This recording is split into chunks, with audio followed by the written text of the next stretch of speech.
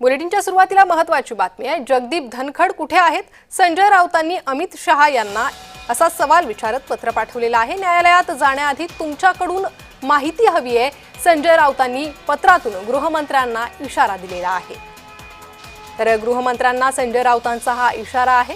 जगदीप धनखड यांनी राजीनामा दिल्यानंतर ते आता कुठे आहे अशी विचारणा संजय राऊतांकडून करण्यात आलेली आहे। पत्रातून गृहमंत्र्यांना त्यांनी ही विचारणा केलेली आहे।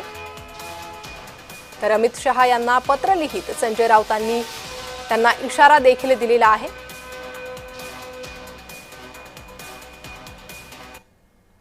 तर संजय राऊतांनी अमित शहांना जे पत्र लिहिलंय त्यात काय म्हटलंय पाहूयात। माजी उपराष्ट्रपती जगदीप धनखड कुठे आहेत? राज्यसभेच्या सदस्यांनी त्यांच्याशी संपर्क साधण्याचा प्रयत्न केला, मात्र त्यांचा काहीही संपर्क होऊ शकला नाही।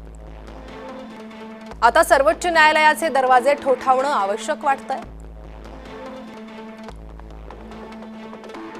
मात्र त्यापूर्वी तुमच्याकडून माहिती घेणं शहाणपणाचं मानलं।